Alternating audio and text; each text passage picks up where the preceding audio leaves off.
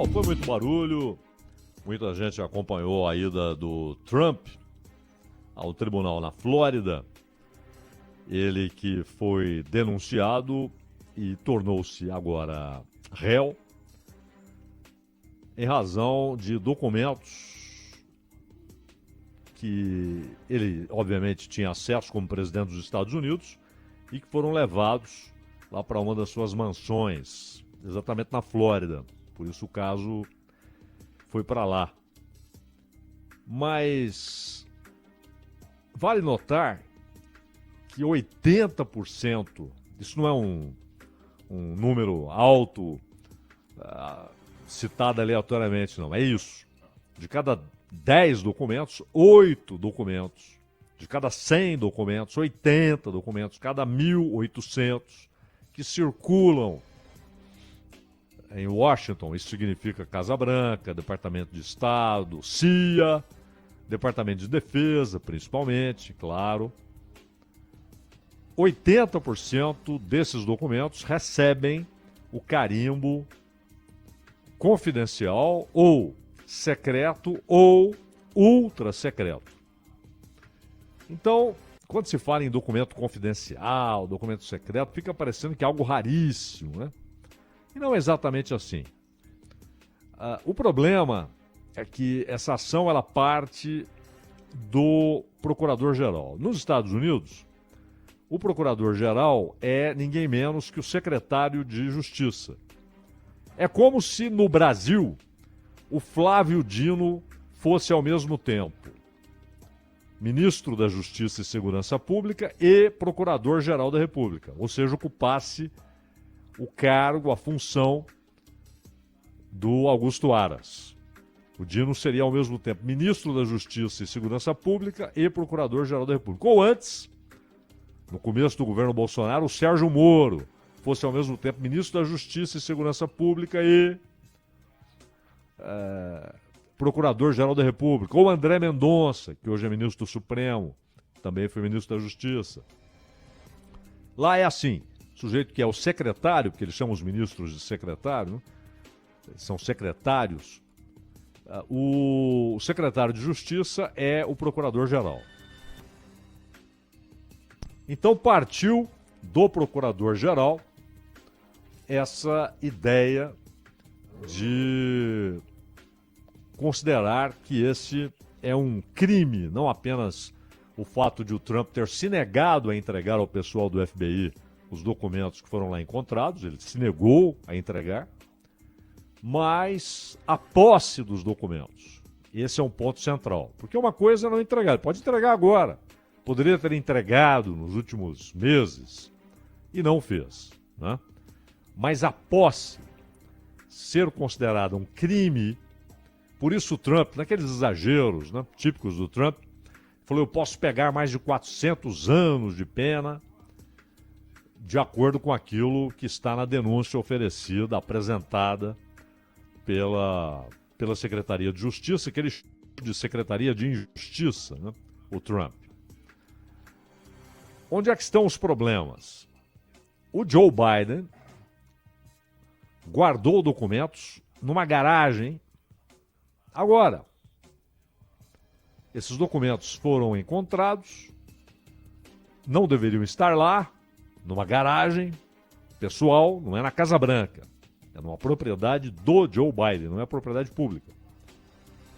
Só a diferença é que ele entregou, né? Encontraram, tá aqui. E o caso virou ali brincadeirinha. Ninguém mais levou em conta. Tá tudo bem.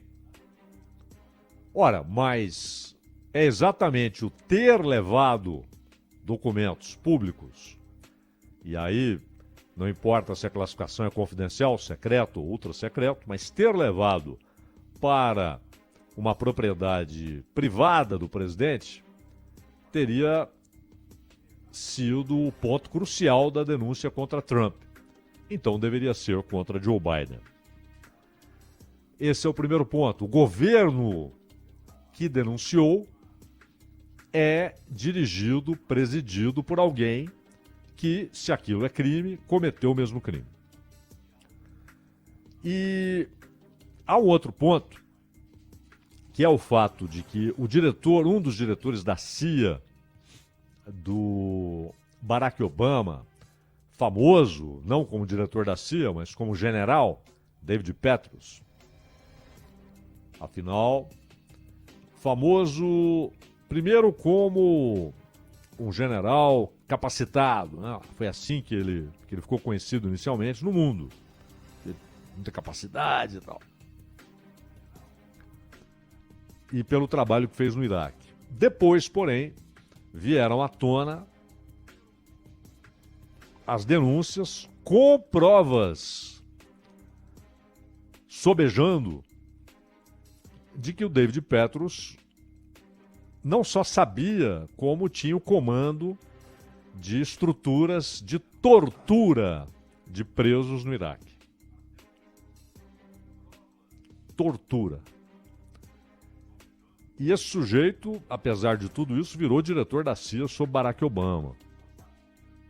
Mas aí vem o caso dele entregar para a amante informações, aí sim ultrassecretas. Por que ultrassecretas? Porque havia naquelas informações, naqueles documentos, nomes de agentes no exterior.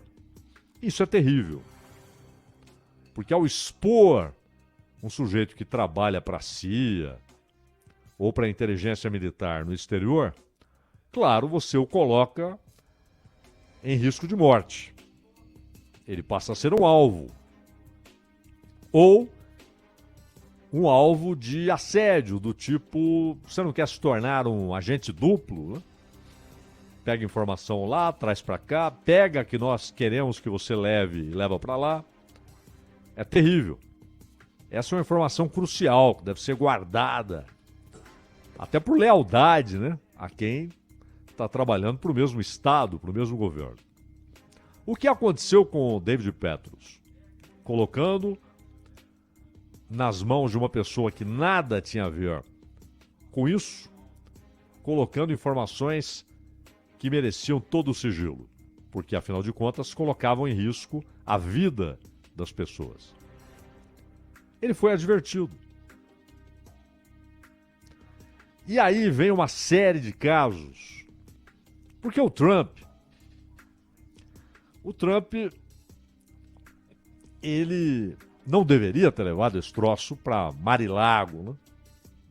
Para uma das suas mansões.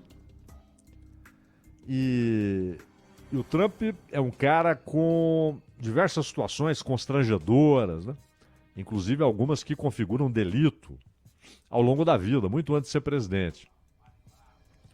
E é um sujeito que, esta semana agora, ele falou que se tivesse sido reeleito, ele teria tomado a Venezuela e aí falou e ficado com todo aquele petróleo. Mas aí, ao mesmo tempo, ele acusa o governo Biden de uma reaproximação, embora cautelosa, quase às escondidas, né? Quase como alguém que sai com uma capa e um chapéu na rua, para ter petróleo da Venezuela. E aí o Trump diz que o petróleo é um lixo, o petróleo da Venezuela, que não presta e tal. Mas a afirmação inicial é que se ele tivesse sido reeleito, ele teria invadido a Venezuela. Provavelmente é papo furado. Provavelmente. Mas tratar isso como algo natural, como se fosse direito natural de um presidente dos Estados Unidos, vamos invadir aquele país ali que está incomodando? Claro, sempre o fazemos em nome da democracia, da liberdade, não é? Dos valores ocidentais, assim chamados. Sempre fazemos assim. Mas vamos fazer? Vamos tomar? É algo que um presidente ou ex-presidente, no caso do Trump, diz assim como se fosse... se tivesse sido reeleito, eu aumentaria o investimento na educação, ou aumentaria o investimento em infraestrutura. Eu tomaria a Venezuela. E isso é dito assim e não acontece nada, tá tudo bem. Então o Trump não é... O Trump é uma evidência, assim como Hillary Clinton, como Bill Clinton, da grande decadência dos Estados Unidos. Decadência intelectual, moral, cultural, política e a perda de seus valores fundamentais. Fundamentais mesmo, ou seja, estavam na fundação da sociedade civil. E eu até já disse aqui que o Max Weber cita isso em 1904. Depois de uma viagem aos Estados Unidos, ele diz exatamente o que iria acontecer. Não era uma profecia, era uma constatação de um gênio, né? Que eles haviam perdido esses valores fundamentais. Valores que estavam na fundação da sociedade civil. Valores ligados aos calvinistas, aos puritanos, aos metodistas, né? Aos episcopais, aos católicos iniciais, originais que lá estavam. Foram perdidos e o país estava mergulhado no utilitarismo secular, babaca. Ao mesmo tempo, deixava de ser um país riquíssimo, potencialmente riquíssimo, voltado para si mesmo, para a construção de uma nação, a nova Canaã, como diziam lá atrás, para ser uma potência mundial. Alguns estudiosos americanos falam que os problemas começaram quando os Estados Unidos, em vez de olharem para o oeste, ou seja, onde estava o capital, onde estava o poder político, no leste, principalmente no nordeste dos Estados Unidos, quando eles deixaram de olhar para o oeste como terra a ser erguida, né, como terra de riquezas a serem conquistadas, e passam a olhar para o mar. Passam a olhar não mais para os trens e as carruagens, e sim para os navios. Ali nasce um Estado imperial, que de resto o próprio Karl Marx já havia constatado que era um movimento inevitável. Tanto que ali na segunda metade do século XIX, ele enxerga como inevitável que os Estados Unidos, em certo momento, ultrapassem o Império Britânico como o principal império do mundo. E isso ocorreu. Era um movimento ligado, obviamente, ao interesse de aumentar o potencial do capital investido, né? Havia mais potencial indo para os mares do que indo para o oeste, embora tenha ido, claro, para o oeste, tanto que durante muito tempo a Califórnia foi um estado próspero. Hoje está numa situação perigosa, né? Delicada, a rica Califórnia, mas isso por incompetência política. Agora, então o Trump, assim como Hillary, repito, como Bill Clinton e como Obama, eles representam essa decadência. Só que a denúncia contra o Trump, ela vem de um governo que tem no seu comando, na sua presidência, o pior presidente da história dos Estados Unidos, que é Joe Biden. E há uma série de eventos. Primeiro, a fabricação do conluio Trump-Rússia em 2016. Hoje está provado, aliás, um deputado democrata está sendo processado na Câmara dos Representantes, porque na época ele presidia a Comissão de Assuntos Externos, e ele foi à televisão, ele mentiu descaradamente, sugerindo que tinha documentos que mostravam esse conluio, isso durante um processo eleitoral, e descobriu-se que era tudo mentira, que ele não tinha porcaria nenhuma, que Hillary Clinton permitiu que a sua campanha se tornasse uma fonte de mentiras e teorias conspiratórias fajutas. para ganhar a eleição. E aí vem uma outra situação grave. A imprensa dos Estados Unidos, em grande medida, seus veículos mais importantes, tornaram-se cúmplices. Participaram desse crime de mentira e de desinformação, mentira deslavada. E hoje, eu até vejo que o assunto Trump foi tratado no jornal O Globo com um texto do New York Times. Ora, é a mesma coisa de você contratar a assessoria de imprensa do Joe Biden para te enviar notícias. E é interessante que a notícia está repleta de opiniões. Há uma contaminação da notícia pela posição editorial do New York Times. Isso é muito grave. Uma coisa é editorial. O New York Times detesta Trump e quer que Biden seja reeleito. Põe no editorial. Agora, contaminar o noticiário é sujo. É sujo. É o antijornalismo. É tentar enganar a sociedade. Mas não é o New York Times isoladamente. A CNN americana, ela faz campanha aberta pelo Biden, não com posição editorial. Porque aí tudo bem. Eu acho até ótimo que haja posições editoriais. No Brasil isso não é possível em TV aberta, em rádio, pela ideia de que são concessões e, portanto, estão sujeitas ali a uma pretensa imparcialidade absoluta em disputas eleitorais. Mas é interessante que um veículo manifeste em editorial, apoiamos tal candidato, perfeito. Mas é um noticiário. Tanto, e não para aí, não é CNN e New York Times. NBC está desmoralizada, né? Pelo mar de mentiras que praticou nos últimos anos, com o qual tentou inundar a sociedade americana nos últimos anos. Um mar de mentiras. São veículos pesados, importantes. Washington Post, nem se fala, né? Jeff Bezos.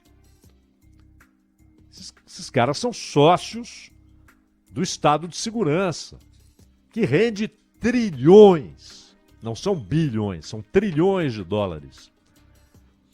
O Estado de Segurança e suas guerras, né? E sua indústria de armas.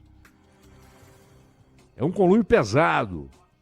E a mídia, que durante muito tempo foi o grande oponente, o grande denunciante, o grande opositor desse Estado de Segurança, tornou-se cúmplice. A vantagem é que lá você tem, com força, veículos independentes que denunciam tudo isso e trazem as informações corretas, que desmoralizam as mentiras que estão nesses grandes veículos. É trágico, isso é trágico. E aí, em 2020, o caso Hunter Biden, também tratado como desinformação russa. E depois descobriu-se que não. Que tudo foi armado, inclusive pelo senhor Antony Blinken, atual secretário de Estado dos Estados Unidos. Um sujeito ligado à Raytheon, a indústria bélica dos Estados Unidos, privada. Então você olha e vê um governo de acelerados, que já tinha participação no governo Obama, fez o que fez na Ucrânia em 2014. Ou seja, dá a partida nessa situação que acabou desembocando numa guerra. Então, o Trump não é exemplo de nada. Mas claramente há um processo, esse especificamente, não aqueles de Nova York, mas esse especificamente, desencadeado por um governo criminoso. Porque o próprio FBI acabou liberando, em razão de descobertas desses jornalistas independentes, de altíssimo nível, acabou soltando parte da papelada que mostra o envolvimento de Biden lá atrás com a ditadura chinesa. Não envolvimento ideológico, nada disso, imagina. Envolvimento financeiro. E com a Ucrânia. Então, além de tudo isso, há o caso do Nord Stream. Percebam que eles estão gerando 1000 possibilidades para provocarem confusão. Desde que veio a público a informação, desde que o público tomou ciência de que aquela explosão foi realizada pela inteligência americana com autorização da Casa Branca, porque muitas vezes a CIA age sem dar satisfação, a inteligência militar age sem dar satisfação. A Casa Branca fica sabendo depois. Nesse caso, não. O poder político autorizou a ação da inteligência. E aí agora, vem o governo Biden e diz, foi a Ucrânia. Porque não faz mais sentido dizer que foi a Rússia. E aí disseram para o Zelensky, meu amigo, estamos te inundando de arma, de dinheiro, assuma aí. Mas depois vem a inteligência holandesa e diz, olha, pelas investigações que temos, não faz sentido. E a Alemanha, que deveria comandar todas as investigações, porque o gasoduto unia exatamente Rússia e Alemanha, levava gás para a Alemanha, a investigação alemã começou a apontar para a Polônia. E aí a Polônia diz que isso tudo é invenção da Rússia, que é um negócio sem sentido. Quando os Estados Unidos dizem que é a Ucrânia, não podem mais dizer que foi a Rússia. Essa confusão é lançada exatamente para que o público... isso aqui ninguém sabe. Para esconder ou para jogar de novo sob o tapete a informação de que foi o governo Biden quem autorizou um ato terrorista em mares europeus. Então, hoje, você olha, e pelo que o FBI tem de informação sobre Biden e Ucrânia, só que o FBI hoje, ele tem o presidente nas mãos. E agora, uma outra informação que chega é da ampla rede de informações que NSA, CIA e inteligência militar estão obtendo cada vez mais de cidadãos dos Estados Unidos. Os caras começaram a colocar a gente em missa para descobrir católicos radicais. O FBI começou a fazer uma campanha para que se proibisse a missa em latim. Provavelmente querem em inglês para que possam entender, não, o que está sendo dito, para saber se tem algo ali estranho. Isso é um estado de exceção. É um golpe contra a democracia nos Estados Unidos e com reflexos em todos os seus aliados, inclusive na Europa Ocidental, no Canadá, que tomam aquilo como parâmetro. Se eles fazem, por que não fazemos? Isso se espalhou. Então, é nesse ambiente onde basicamente, inclusive para New York Times, para Washington Post, para NBC, para CNN dos Estados Unidos, para o governo Biden, não interessa que documento que o Trump tinha, deixava de ter. Interessa é apenas atingi-lo como candidato. O Trump tem, ao longo da vida, N situações suspeitas. Cometeu delitos evidentes. Usou sua condição de bilionário para constranger mulheres. Isso é notório. Mas esse caso específico é uma ação política de um governo imoral, não é amoral, que já seria grave. Já seria grave se houvesse amoralidade, a imoralidade e crimes escondidos em todos os armários. E se ele for condenado e for preso, isso impede o Trump de ser candidato à presidência? Não. A Constituição americana, ela é muito sucinta quando estabelece os critérios para que alguém dispute a eleição. São basicamente 3 critérios. Que tenha nascido nos Estados Unidos. Aliás, o Trump trabalhou muito com aquela cascata de que o Obama havia nascido no Quênia, né? Ou no Havaí. Se fosse no Havaí, tudo bem. Nasceu no Havaí. Nasceu no Havaí ou no Quênia? Nasceu nos Estados Unidos. Havaí, território dos Estados Unidos. No Quênia, ele não poderia ser candidato a presidente.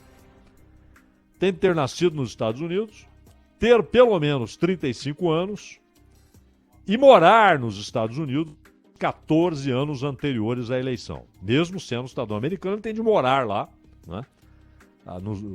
Nos 14 anos, tem de ter morado lá nos 14 anos anteriores à eleição. Só isso. O socialista Eugene Debs foi candidato em 1920, preso. Sabe por que ele estava preso? Isso não mudou. Ele foi condenado por traição porque ele foi contra a entrada dos Estados Unidos na Primeira Guerra Mundial. Teve 3,5% dos votos na eleição de 1920. Tinha chance nenhuma, mas pôde ser candidato, mesmo preso. Não havia impedimento constitucional. Agora, o ridículo é que ele estava preso porque se opôs à entrada dos Estados Unidos na guerra. Primeira Guerra. E em 92, quando o Bill Clinton foi eleito, o Lyndon LaRouche, esse foi condenado por coisa pesada, né? Fraude postal, que havia sido feita em 88. Ele usava o correio para aplicar golpes, né? Defraudando pessoas. Então, enfim, mas foi candidato. Foi candidato. Concorreu da prisão. Então, mesmo que condenado e preso, Trump não estará impedido de concorrer. A dúvida, inclusive no Partido Democrata, é se todo esse barulho vai tirar votos do Trump ou aumentar a sua chance de voltar à Casa Branca. Ronald.